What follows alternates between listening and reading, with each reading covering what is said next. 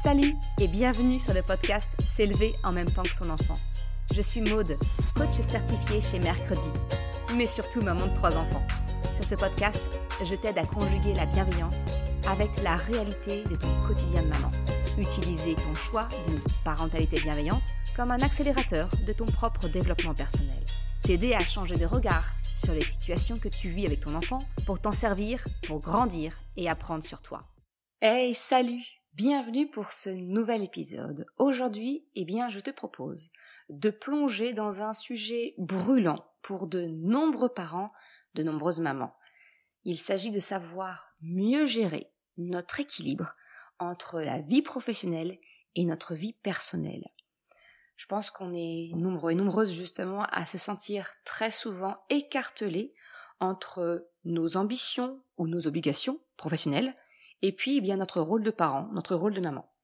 L'épisode d'aujourd'hui, justement, on va ensemble explorer des solutions pratiques que j'ai moi-même mises en place, que j'ai testées pour t'aider à trouver ton propre équilibre sans culpabilité ni stress inutile. Et j'ai envie de te dire, je suis dans un des pires des cas, à savoir que je suis à mon compte. Donc tu te doutes bien que la frontière entre ma vie professionnelle et personnelle, quelquefois, c'est très très flou, on va dire. Mais tout ce que je te partage, les 6 astuces que je vais te partager aujourd'hui, je les ai testées et approuvées quelque part, et sont pour moi un des meilleurs moyens de parvenir à trouver ce fameux équilibre. La première astuce pour débuter, pour trouver ce fameux équilibre vie pro, vie perso, c'est d'apprendre à bien te connaître. C'est l'introspection. Vraiment de prendre un moment pour réfléchir à ce qui est vraiment important pour toi.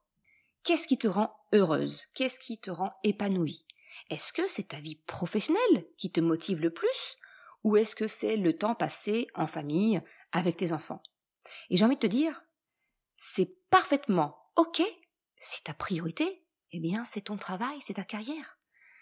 J'ai envie de dire un gros stop aux injonctions qui nous dictent de devoir sacrifier tout pour les enfants. Parce que soyons un petit peu honnêtes avec nous-mêmes, c'est ainsi qu'on va pouvoir trouver un équilibre qui nous convienne. Si on se sent aligné avec nous-mêmes, si on cherche à répondre aux injonctions de la société, on va pas y arriver. Tout simplement, on va pas se sentir aligné avec nous-mêmes.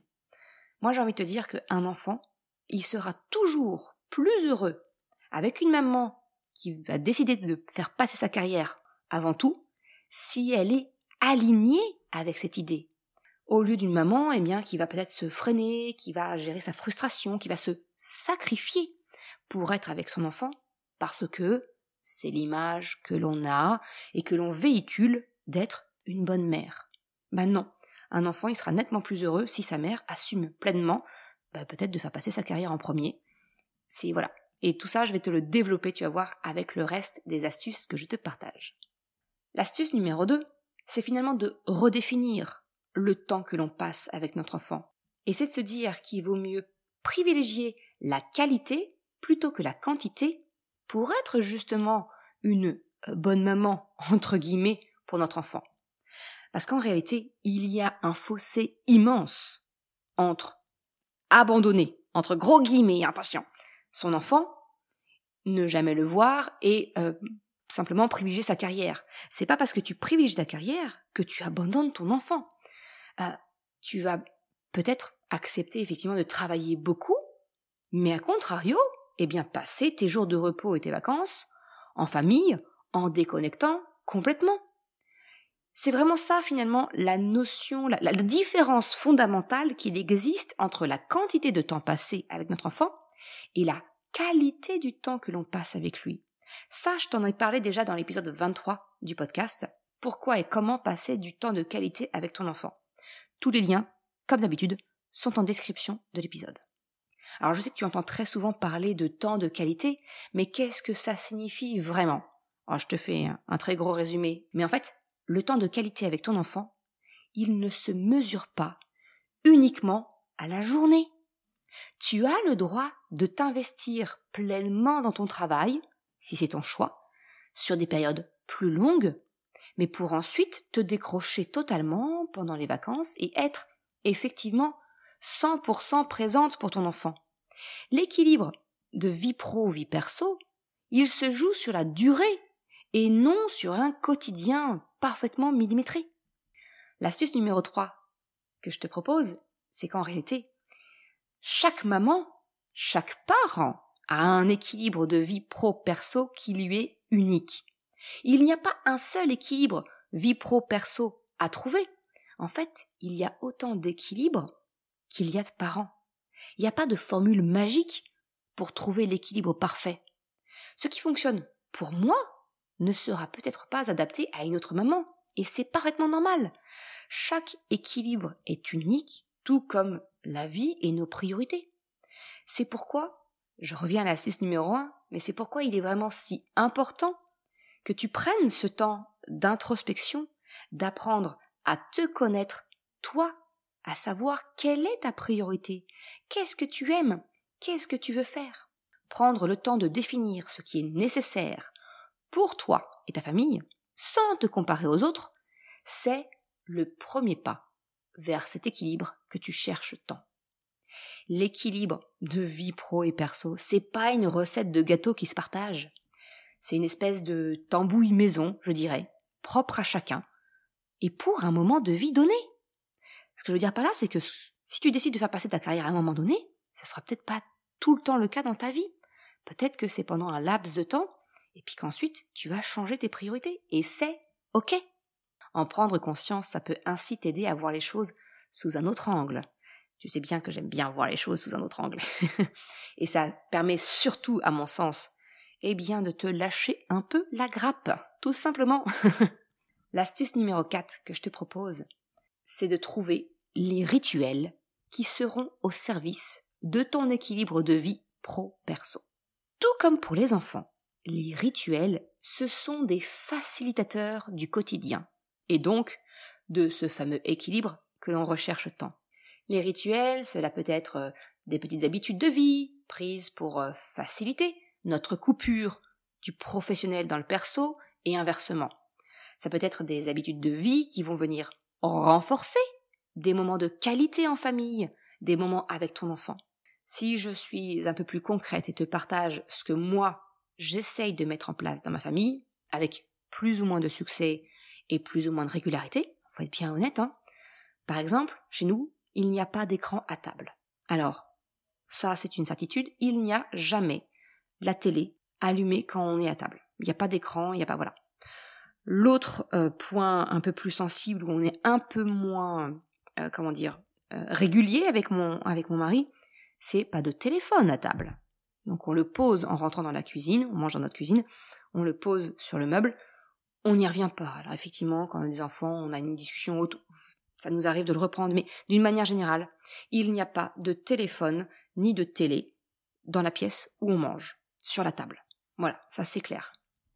Un autre exemple concret, on va éviter au maximum, et alors ça, c'est une guerre constante, en tout cas chez moi, et chez mon mari aussi, c'est d'éviter les doubles écrans. C'est-à-dire que quand on regarde un film en famille, ou même simplement en couple, que tous les deux, on a cette habitude, cette très mauvaise habitude, d'avoir notre téléphone dans les mains, et d'avoir un double écran, c'est-à-dire qu'on suit d'un côté le film, le dessin animé ou autre, et en même temps, on surfe sur les réseaux sociaux, peu importe, sur le téléphone.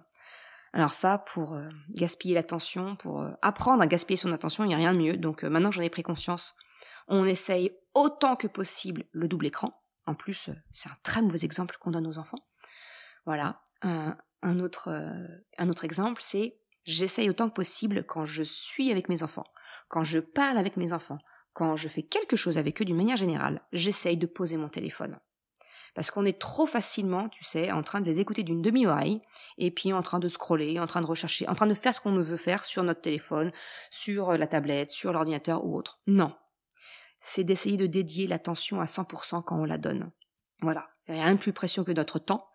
Donc, à défaut de donner le temps, parce que les journées font 24 heures, je ne peux pas donner plein de temps à chacun de mes enfants, mais en tout cas, je m'astreins à prendre l'habitude de leur donner mon attention à 100%. Un autre rituel, c'est effectivement d'avoir des moments définis pour le travail et pour la détente. Alors j'ai envie de te dire, c'est d'autant plus vrai si tu es à ton compte, parce qu'il est trop facile, attends, juste entre deux, je réponds à un message, ou je poste une story, dans mon cas, tu vois. Ah, c'est compliqué, donc vraiment je m'astreins, j'essaye de ne pas répondre à mes messages professionnels sur le temps du week-end, pas en journée, genre le mercredi quand je suis avec mes enfants, je limite autant que possible. Alors je prends des petits créneaux quelquefois avec eux quand ils sont dans leur activité extrascolaire par exemple, mais voilà, j'essaye autant que possible de créer des moments définis qui sont pour le travail et d'autres qui sont pour la détente, des moments en famille. Voilà les petits rituels en exemple en tout cas, que je peux te partager. En fait, ce qu'il faut retenir d'une manière générale, c'est que moins de temps, c'est possible. Passer moins de temps avec ton enfant, c'est tout à fait possible. Mais en tout cas, privilégie la qualité. Et en fait, c'est ça le secret. Il vaut mieux passer peu de temps avec ton enfant, mais de manière intense et pleine, plutôt que d'être physiquement présente, mais mentalement complètement ailleurs. La 5e astuce que je voudrais te partager, c'est d'apprendre peut-être à déléguer et peut-être à s'équiper pour pouvoir mieux profiter du temps de famille. Ce que je veux dire par là, c'est que, qu'on soit bien d'accord, on passe notre semaine à travailler. J'englobe dedans aussi, même si t'es maman au foyer, déjà t'as tout mon mérite, et c'est aussi un job. Enfin, j'ai envie de dire, une maison, ça se tient pas tout seul. Enfin voilà, donc quand je parle de travail, surtout ne te sens pas exclu si tu es actuellement en congé parental. Ça n'a rien à voir avec un congé, c'est pas des vacances. Si tu es mère au foyer ou peu importe, vraiment, sens-toi incluse, s'il te plaît, dans l'épisode d'aujourd'hui. Même quand je parle de travail, tu es concerné. Ok ? Je ferme la parenthèse. Ce que je veux te dire, c'est qu'on passe, en tant que parent, notre semaine à travailler, et puis le week-end, ça va être faire le ménage, les courses, peut-être aussi la cuisine. Et c'est donc logique qu'on ait l'impression de ne pas avoir beaucoup de temps pour vivre, tout simplement, ensemble, avec notre enfant, avec notre famille. Ce que j'ai envie de te dire, c'est, et si tu pouvais déléguer grâce à une aide ménagère ? L'aide ménagère, elle pourrait te libérer du temps précieux à passer avec ta famille et ainsi tendre vers cet équilibre de vie pro-perso. Je sais qu'on a souvent la fausse croyance, j'ai envie de te dire, que c'est pour les personnes aisées, que ça coûte trop cher. Mais en fait, si tu fais réellement le calcul, peut-être que tu pourrais te rendre compte que ça peut être possible, ça peut être une option en fait, notamment grâce, j'ai envie de dire, au crédit d'impôt. Ça peut peut-être être intéressant, fiscalement parlant, de prendre une aide ménagère. Vraiment, je t'encourage à ne pas juste dire « mais non, c'est trop cher, j'ai pas les moyens », et vraiment d'essayer de faire réellement le calcul pour être certaine de ne pas te priver d'une option possible. Personnellement, encore une fois, tout ça a été progressif chez moi. J'ai commencé par déléguer le repassage. Et puis, j'ai évolué, j'ai accepté que tout ne soit pas si parfait, entre guillemets, et que tout ne soit pas si bien repassé. J'ai donc arrêté de faire du repassage, et j'ai même arrêté de faire repasser mon linge par quelqu'un d'autre. Eh bien, ce budget, finalement, que j'ai économisé, je l'ai gardé en dépense parce que je l'ai reporté pour avoir, à la place, 2 heures de ménage par semaine. Juste, le mien que je demandais, c'était les pièces d'hygiène. Salle de bain, WC, cuisine. Et puis j'en suis arrivée finalement à complètement déléguer mon ménage hebdomadaire. Alors effectivement, ça ne m'empêche pas de nettoyer en semaine, mais en tout cas le gros ménage, la grosse session de ménage, j'ai fini par complètement la déléguer. Et c'est ainsi que j'ai récupéré 3 heures dans mon week-end pour le passer plutôt en famille, avec mes enfants, au lieu de faire du ménage. Et ça, c'est tout particulièrement pratique quand on a de jeunes enfants. Alors vraiment, je t'encourage, fais le calcul, parce que ramener au coût à l'année, après déduction des impôts, notamment si tu utilises le système CESU, ça peut vraiment faire la différence et être plus abordable que ce que tu n'imagines. Autre solution, je vais te dire, cet équilibre de vie pro-perso, ça ne passe pas seulement par le fait d'externaliser les tâches ménagères. Tu peux aussi, tout simplement, impliquer ta famille, ton enfant, dans la vie de la maison, pour mieux répartir la charge domestique et ainsi augmenter la part de vie perso quelque part. Même des très jeunes enfants, ils peuvent participer à leur hauteur à des tâches adaptées à leur âge. Ça leur apprend la responsabilité tout en allégeant, toi, ta charge mentale, ta charge domestique. Chez moi, les enfants sont impliqués dans le ménage, ce qui rend la maison plus facile à gérer pour tout le monde. Et je te glisse au passage que c'est vraiment ce que je t'apprends à mettre en place dans le module sur la coopération naturelle et volontaire de ton enfant, de la formation S'élever en même temps que son enfant. Même des tout petits, je pense notamment, des enfants peut-être de 2-3 ans, ils sont tout à fait en mesure, si tu plies leur linge et que tu les mets en tas, de ranger leurs slips et chaussettes dans une bannette à déposer tout simplement. Ils sont capables de ranger les jouets. Donc ils sont capables de mettre dans une bannette en vrac des slips et des chaussettes. Ils sont capables aussi de débarrasser un lave-vaisselle. Même si la vaisselle casse, effectivement tout ce qui est couteau ou autre, tu peux, si tu le souhaites, dire non, ça pour des raisons de sécurité tu ne touches pas, mais qu'ils puissent ranger une assiette par une assiette, ils en sont capables. Ça, pour ça, je te renvoie vers l'épisode où je te propose de favoriser l'autonomie de ton enfant. Il y a 2 épisodes, le 15 et le 16 de mémoire. Par exemple, nous, toute la vaisselle, finalement, elle était en haut, en hauteur, donc effectivement, mes enfants ne pouvaient pas y accéder. On a fait le choix de déménager notre cuisine, de changer et d'inverser l'ordre des choses pour que la vaisselle de tous les jours soit dans les placards du bas et que mes enfants puissent y accéder, se servir et ranger également. En fait, faut regarder les choses avec la hauteur du regard d'un enfant. Et bref, des enfants même très jeunes sont tout à fait capables de participer à la vie de la maison. Ce que je t'expliquais, c'est qu'aujourd'hui dans ma famille, moi mes enfants sont maintenant un peu plus grands. À l'heure où j'enregistre, mes enfants ont 11 ans, 9 ans et 6 ans. Donc ils sont déjà très impliqués et investis dans la vie de la maison. Et j'envisage l'étape d'après, celle d'arrêter l'aide ménagère en impliquant encore un peu plus mes enfants dans le ménage de la maison, c'est-à-dire de les responsabiliser chacun de leur propre chambre et de leur salle de bain commune. La charge du ménage, quelque part, elle sera beaucoup plus facile à absorber parce qu'on va finir par la répartir sur nous 5 complètement. Donc tout ça pour te dire que oui, c'est possible d'impliquer ton enfant dans la vie de la maison sans qu'il ne râle de trop, j'ai envie de te dire, et que finalement ça lui paraisse naturel. C'est ça que j'appelle la coopération naturelle et volontaire et que je développe dans un module complet de la formation S'élever en même temps que son enfant. Encore une fois, ça c'est l'instant autopromotion, tu m'en excuseras, mais le lien il est en description de l'épisode. Sinon tu vas sur le site merrecredi.com/formation au singulier et tu auras toutes les informations. Bref, je reprends le fil de l'épisode. Un dernier moyen finalement pour déléguer et s'équiper pour mieux profiter du temps de famille, c'est justement, comme je l'ai dit, de s'équiper avec du matériel qui va venir t'aider à gagner du temps au quotidien.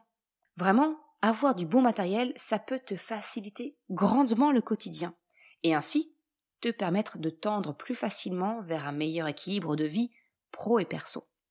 Alors oui, je sais que ça peut être un investissement, mais sincèrement, ça fait gagner tellement de temps tous les jours que finalement, c'est un investissement pour ton confort de vie. Encore une fois, je vais être concrète et je vais te partager les exemples de ma vie personnelle. On a investi, oui, le terme est bon, investi, dans un aspirateur balai. L'aspirateur Dyson, pour pas le nommer, il y en a plein d'autres, mais en tout cas le Dyson, je le trouve très performant. Vraiment, c'est très pratique et c'est amusant à la fois pour les enfants. En fait, j'ai pas de balai à la maison, je n'en veux pas, mais à la place, donc, cet aspirateur balai Dyson. Et en fait, j'ai envie de te dire que le balai aspirateur, il est aussi facile et à utiliser qu'un balai normal, classique, mais il est tellement plus efficace. Il a l'efficacité d'un aspirateur. Et vraiment, c'est testé, approuvé, j'ai envie de te dire. Les enfants, ils trouvent ça rigolo, facile à passer, et c'est limite, j'ai envie de te dire, s'ils ne se battent pas pour le faire. Dans notre tableau de répartition des charges, l'aspirateur est une des premières choses qu'ils aiment pouvoir faire, vraiment. Deuxième investissement qu'on a fait, c'est un balai vapeur. On est toujours sur le principe du balai, donc quelque chose de très facile. Comme ça, on n'a pas de produits chimiques, tout simplement. C'est la vapeur qui nettoie, qui désinfecte. Il n'y a pas de lavette à essorer, il n'y a pas de seau à trimballer, il n'y a pas de rinçage à faire. Et puis le sol sèche très rapidement. C'est efficace, rapide et sain. J'ai envie de te dire, que demander de plus ? Moi, j'ai pris le balai vapeur, un modèle de Polti, et j'en suis plus que satisfaite. Vraiment, c'est un bonheur, c'est presque un bonheur de passer la toile, entre guillemets. Et le dernier investissement que l'on a fait, eh bien, c'est un robot aspirateur programmable. En fait, c'est vraiment, comment dire, à la base, mon mari n'était pas du tout convaincu, au point que j'ai fini par le demander pour un anniversaire. Ouais, j'ai eu un aspirateur pour mon anniversaire, mais c'est pas grave. Même lui a reconnu après coup que c'était vraiment très très pratique. En fait, déjà il est programmable, c'est-à-dire que il passe tous les jours où il y a école, il se déclenche à 8h12. Et en fait, c'est lui qui nous donne le top départ pour partir à l'école. En gros, s'il se déclenche et qu'on est encore à la maison, c'est qu'on commence limite à être en retard. Donc déjà, ça donne un repère visuel et auditif quand il se met en route aux enfants qui est complètement objectif. Ce n'est pas moi qui vais presser mes enfants, c'est l'aspirateur qui leur dit que vous soyez prêts ou pas prêts, moi je passe. et vraiment, c'est aussi beaucoup plus facile parce que les enfants, le matin, quand ils prennent leur petit déjeuner, je leur demande de débarrasser leur table. Et alors les miettes, c'était toujours compliqué. Mais là, c'est simple, je leur dis, vous mettez toutes les miettes par terre, vous passez l'éponge et vous mettez tout par terre, j'en ai rien à faire. Alors là, franchement, allez-y de bon cœur, vous mettez par terre, vous mettez les chaises sur la table, et quand je rentre, mes enfants ont été déposés à l'école, je rentre à la maison, bah ma maison elle est propre. Voilà, il y a plus de miettes qui traînent, il y a plus rien. C'est comme l'équivalent d'un coup de balai qui est passé pendant que moi je déposais les enfants à l'école ou que je suis à la douche quand c'est mon conjoint qui le fait, tu vois. Vraiment, le robot aspirateur programmable, c'est extra pour ça. Sans parler des poils. Nous avons un chat à la maison, voilà, même le soir, on débarrasse la table. Pendant que je monte coucher les enfants, eh bien, Nono, l'aspirateur, fait son job, et c'est lui qui aspire tout, et je redescends. La maison, il y a eu comme l'équivalent d'un coup de balai qui a été passé, sauf que c'est personne, c'est notre robot qui est passé. Donc vraiment, oui, c'est un investissement, clairement, mais c'est pas un gadget. Ça permet vraiment, pour moi, c'est vraiment s'équiper, désencombrer, c'est vraiment la clé pour faciliter le quotidien et te libérer du temps pour te concentrer sur ce qui compte vraiment. Sans parler encore une fois d'impliquer les enfants dès leur plus jeune âge, mais je vais pas devenir trop lourde avec ma formation, t'as compris l'idée. Mais vraiment ça a vraiment été la clé, en tout cas chez nous. Et la dernière astuce que je vais te partager, eh bien c'est le sujet assez chaud. Est-ce qu'il faut jouer avec son enfant? Est-ce que c'est vraiment obligatoire pour passer du temps de qualité avec lui dans ce fameux équilibre vie pro, vie perso? Eh bien la réponse elle est simple. Tu n'es pas obligé de jouer avec ton enfant si tu n'aimes pas cela. Tout le monde n'aime pas les jeux de société, les Lego, les Playmobil, les poupées, et c'est ok. Ça ne fait pas de toi un mauvais parent. Peut-être que tu peux avoir l'idée de te forcer. J'ai envie de te dire, c'est une très mauvaise idée. Parce que de 1, ton enfant le sentira, de toute façon. Il verra bien que t'es pas complètement impliqué, que tu y vas un peu à reculons, il va le sentir. Donc, mauvais message. Deuxièmement, toi inconsciemment, eh bien tu pourrais ressentir qu'il te doit quelque chose. Tu vois, t'as donné du temps, tu t'es forcé pour lui, donc il pourrait quand même être un peu reconnaissant. Ça pourrait entraîner l'impression que ton enfant est ingrat. Et ça, je t'en ai déjà un peu parlé dans l'épisode 7. Sacrifice et sentiment d'ingratitude, comment sortir du cercle vicieux. Donc non, encore une fois, tu n'es pas obligé de jouer, mais il est toujours possible de trouver un compromis pour passer du temps de qualité avec ton enfant. Si tu ne vas pas dans le monde de ton enfant, le monde des jeux et des jouets, pourquoi ne pas amener ton enfant dans ton monde à toi? Quelles sont tes passions? Quel est ton métier, s'il te plaît tant que ça, effectivement, c'est ta priorité dans ta vie? Peut-être qu'il y a des choses que tu peux partager avec ton enfant. Est-ce que tu aimes dessiner? Eh bien, propose à ton enfant de dessiner avec toi. Peut-être que tu aimes le sport. Eh bien, propose à ton enfant de faire du sport avec toi ou à côté de toi. Peut-être que tu es comme Mélanie. Je te fais coucou Mélanie si tu écoutes cet épisode de podcast, parce que vraiment cette partie-là, c'est toi qui me l'as inspirée. Mélanie, elle est professionnelle de la beauté, elle est prothésiste ongulaire. Son truc, voilà, c'est le maquillage, la beauté, ce genre de choses. Et bien, ce que je lui ai proposé, c'est peut-être, on connaît toutes et tous les têtes à coiffer, les têtes à maquiller. Peut-être que c'est de partager ce moment-là en maquillant, en coiffant une poupée. Peut-être que ça peut être aussi de vernir des ongles en plastique pour pratiquer ensemble comme les pros. Tu sais, ces faux Ces faux ongles qu'ont les prothésistes ongulaires pour te proposer les différents coloris, peut-être en acheter des neutres et puis les peindre avec ton enfant, l'entraîner peut-être à faire des petites fleurs, des choses... Voilà, peu importe, tu vois, mais c'est d'emmener ton enfant vers ton monde si c'est trop coûteux pour toi d'aller dans le sien. Partage tes passions avec ton enfant. C'est tout aussi enrichissant, j'ai envie de te dire, pour ton enfant, que de jouer à ces jeux. Et ça participe justement à ce fameux temps de qualité avec ton enfant. Donc pour conclure l'épisode d'aujourd'hui, j'ai envie de te dire que l'équilibre entre vie professionnelle et vie personnelle, oui, c'est un véritable défi, mais il est tout à fait possible de trouver cet équilibre en adoptant une approche qui te correspond. Délègue, simplifie, implique ton enfant et surtout, j'ai envie de te dire, sois bienveillante avec toi-même. C'est ta vie à toi, donc c'est ton équilibre à trouver. Cesse de te comparer avec les autres ou ce que tu penses que les autres pourraient dire ou disent de toi.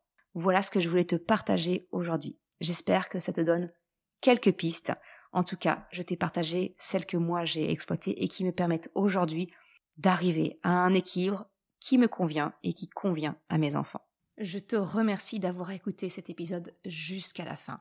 Si tu souhaites soutenir le podcast pour m'encourager à continuer à créer des épisodes, eh bien tu peux le faire sur le site mercredi.com/soutien en me faisant un don libre. Une autre façon de m'encourager et qui est vraiment très efficace, eh bien c'est d'en parler tout simplement autour de toi, de partager le podcast, le site. Et si le cœur t'en dit, eh bien c'est également de me laisser un commentaire ou une note sur Apple Podcast, Spotify, quelle que soit la plateforme si elle te le permet. Ça m'aide vraiment à faire connaître le podcast, à diffuser ce message qu'une autre façon de la parentalité est possible. Un grand merci à celles et ceux qui prennent le temps de le faire, mais également ceux qui m'envoient des messages privés. Ça me fait toujours très chaud au cœur. Je te souhaite une excellente journée, après-midi, soirée, quel que soit le moment où tu écoutes, et je te dis à très bientôt pour un nouvel épisode. Ciao!